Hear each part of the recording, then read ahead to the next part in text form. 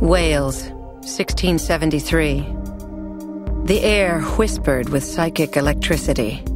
It was a sensation that could only be felt by a particular non-human sect, or by humans with highly developed senses. Ravyn Countess was most definitely not human. He'd been born into the world of nocturnal predators who commanded the hidden magics of the earth, who ruled its darker arts, and he had died as one of their toughest warriors, by the hand of his own brother. Now, Ravyn walked the earth as something else, something soulless, something ferocious and even deadlier than what he'd been before.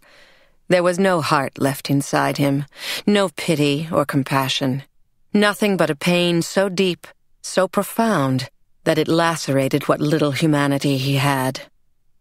Leaning his head back, he roared the cry of the angry beast that snarled inside him. The stench of death encircled him, just as the blood of his enemies coated every inch of his human flesh. Still, it wasn't enough to appease the rage that lived inside him. Vengeance was a dish best served cold. He'd foolishly expected it to ease some of the crippling grief that haunted him. It hadn't. It only left him even colder than the betrayal that had caused his death. Ravyn winced as he saw Isabeau's beautiful face in his mind. Even though she'd been fully human, they had been chosen as mates. Thinking that she loved him, he'd trusted her with the secret of his world. And how had she repaid him? She'd told the humans of his small clan of brethren, and they had attacked the women and children while he and the men had been out on patrol. No one had been left alive.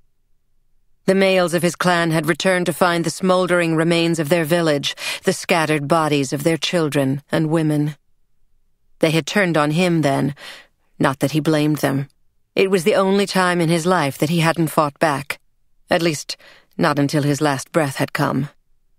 As it had rattled in his chest, his fetid rage had taken root and grown into a monster, feeding the darkest part of his non-human being. His human soul had screamed out for vengeance against those who had destroyed his people. The anguished cry of both man and beast had echoed in the sacred temple of Artemis, far away on Mount Olympus, so loud and demanding it had summoned the goddess herself to him.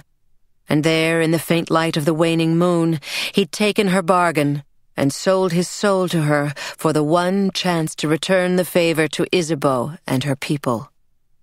They were dead now, by his hand, all of them, just as he was, just as his family had been. It was over. Ravyn laughed bitterly at that thought as he clenched his bloodied fists. No, it wasn't over. It was only beginning.